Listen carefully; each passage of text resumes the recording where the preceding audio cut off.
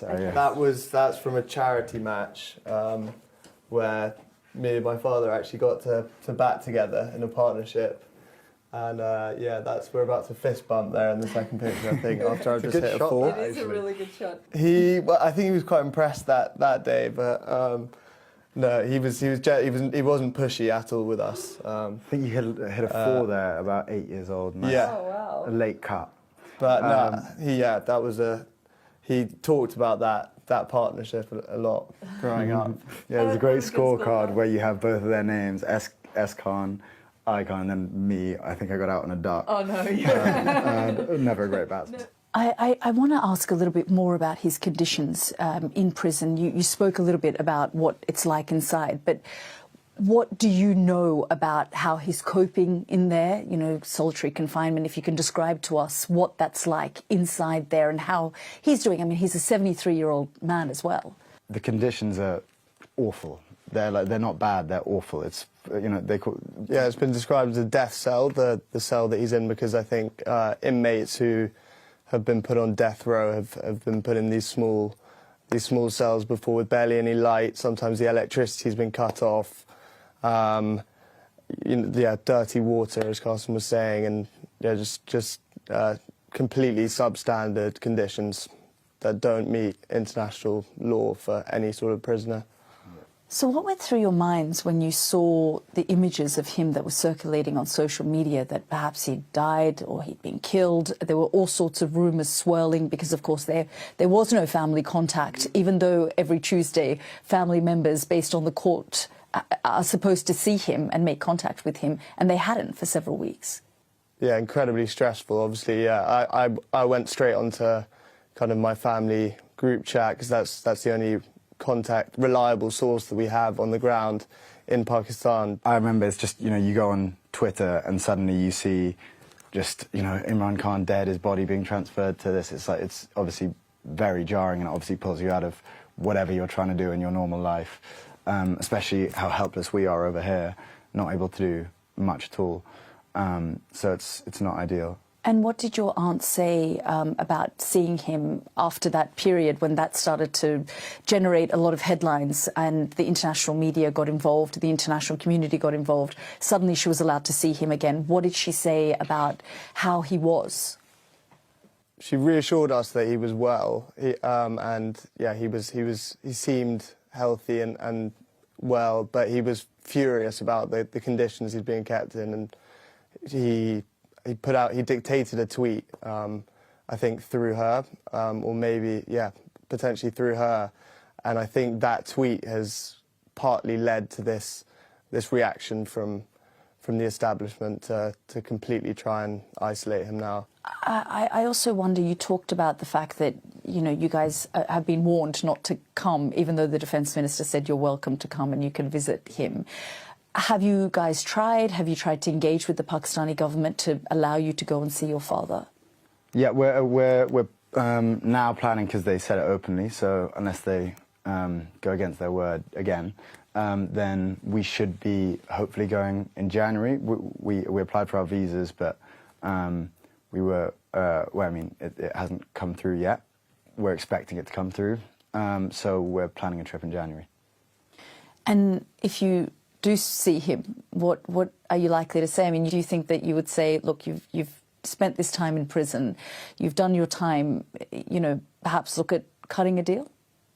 What you have to understand is it's his life. It's literally his passion and his goal. He calls it his life purpose, is to help Pakistan rid it of corruption. And so if he just took a deal and came over to us and lived in England, I know there would be this kind of burning desire and this aching that he's left his country for dead, and he'd be depressed, to be honest. I know he would. This is his goal, and we, as much as we'd love to have our father watching all of our kind of cricket matches or football matches over here, he has a purpose which is far greater. So you can only respect it. What else would you say to him? I mean, if you could send him a message now through this, what would you say to him? It's hard not to speak, just to get desperate. I want to know how we can how we can get him out, how we can help, because the main point is we feel so helpless at this point. I mean, there's so much to catch up on, what we've been doing in the past 6 months, how is life with us, and he refuses always to talk about his conditions. He's like, oh, you know, don't worry about me, how's everything? He wants to just kind of take in, absorb as much about what we're doing as possible, so I guess, he has something to think about when he's in there, doesn't want to dwell on, you know, his situation. One of the first things you asked earlier, kind of what we'd speak to him about, one of the first things, if it's not the first question, it's the second question, was always, how is your grandmother, whose house it is here, who he loved, you know, tweeted that he loved her like a mother. We haven't spoken to him since she died only a couple of months ago, and I would love to speak to him about that. You know, he called her his mother after his own mother had passed, and their relationship was so close. So I'd love to speak to him about that. Was he critical of how you guys played cricket? He was actually quite polite. Yeah, no, he wasn't. No, he wasn't at all, actually. No, he said, you know, you either have the kind of passion to be professional, and then he would push us, or if we didn't want to be, then play it for fun and enjoyment. And I think he realised it was probably the latter. And we're now we've gone from, maybe back then we did love it, but not to the degree that we would play it professionally. Now we're both kind of obsessed. You talked about feeling helpless. I mean, what do you want the international community to do now? What would you like to tell global leaders, people like Donald Trump, for example? You were both in the US recently, and we've seen the evolving relationship between Pakistan and the Trump administration. What would you want to say? I think at minimum just to make sure that the standards of international human rights are being upheld, and right now they're clearly being violated. And democracy in Pakistan is to see how it's deteriorating, and yeah, essentially we just want to ensure that the basic human rights for our father are being respected, and implement the court orders, you know, respect the court orders, and respect the rule of law, really, and allow him to see his personal position. That's massive, obviously. Allow, you know, basic human rights. It's those three things. And also, if possible, independent monitoring of his conditions, because we have no idea what it's like until someone goes to see him and speaks to him. So I spoke to a representative of the Pakistani government who said to me, you know, we don't have control over what the jail does and the jail staff and the treatment, and also brought up the 200+ cases of corruption against him and various other cases. How do you react when you hear that from the Pakistani government? I mean, they're all crooks. They are the lowest of the low. They'll do whatever it takes, whether it's torture, whether it's disrespecting democracy and rigging an election. They'll take any sort of deal. They'll and as you see with Donald Trump, they elected him as for the Nobel Peace Prize. They'll do whatever it takes to stay in power for wealth and for control. It's the current government and the army they're laughable, and it's very, very clear to see how corrupt they are if you do the slightest digging. So there's not much you can say other than they're just it's a crooked system run by crooked people. Yeah, it's not even digging really. I think the international media it's been pretty widely reported that the previous elections in February 2024 were rigged. Their mandate, it's not PTI's mandate was essentially stolen.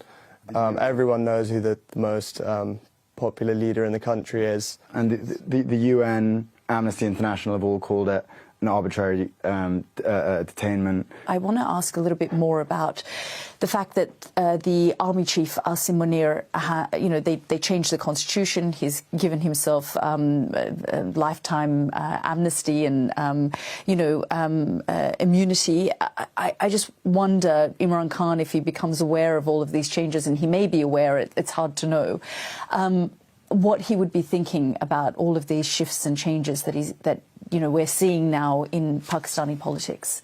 I don't think he'd be surprised at all, because I think it's quite clear that it was heading towards basically what it is now, which is a military dictatorship in everything but name. So I think he probably knows about this already, and part of the reason he's being silenced and isolated is because they know that he's inevitably not going to stand for this. Do you think he'll ever get out? Right now, the conditions are getting worse.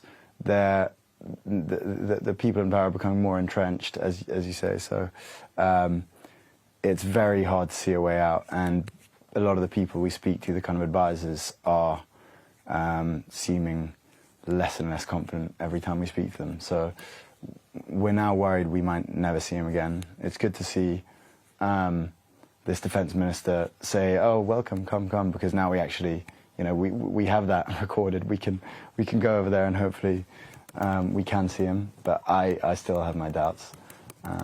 Yeah, and also the fact that he's not the sort of person who's going to make any compromises or cut a deal. So, at the moment that looks like the only easy route out. But I think international pressure is always an effective way of forcing change in these situations. I wonder on messages, I mean, what you would say firstly to the Pakistani government, and what would you say to the Pakistani people? Because, many say that they are held hostage by corrupt governments and these authoritarians who are changing their constitution, and it's going down a slippery slope of authoritarianism. I would say to keep the faith and to keep making noise, even though the government and the establishment are trying to scare them into silence as much as possible. Peacefully protest if you can. As you say, you're stuck between a rock and a hard place in terms of how much you can do in terms of your activism. You have lobbied the UN, and the Special Rapporteur has put out a very strong statement condemning his solitary confinement and saying it's against international law. What next for you guys in terms of what you do, along these lines to try and get the word out there? I think more media like this to spread the word, and also we're looking to do more advocacy, to do trips maybe to Brussels or Geneva in January to speak to politicians and officials about this situation. You talk about when you were little, 4 and 6, the conversations that your father had with you. As you were growing up, did you think you would ever be in this position, lobbying for his release from prison? Because, of course, the path that he was going down was always a dangerous path, going into... There has been no leader of the country, a Prime Minister of Pakistan, who hasn't spent time in prison since the creation of the state. It's always been that murky relationship between civilian government and the military and the intelligence agencies of the country. Did you think that you would be faced with this day? Yes, probably, realistically, because we spent, he especially, my brother, spent a lot of time asking him not to go into politics when there were kind of these dangerous characters killing people consistently. Everyone says, oh, all of these Pakistani politicians, they go to prison. This is just completely different. They're not all tortured in solitary confinement cells and staying there for, upwards of 2 years. What do you think they're afraid of? Popularity, yeah. Yeah. He's the most popular person in the country by a landslide. So the moment he's out, there's no chance they'll hold on to power. So they're desperately clinging on to it, however they can.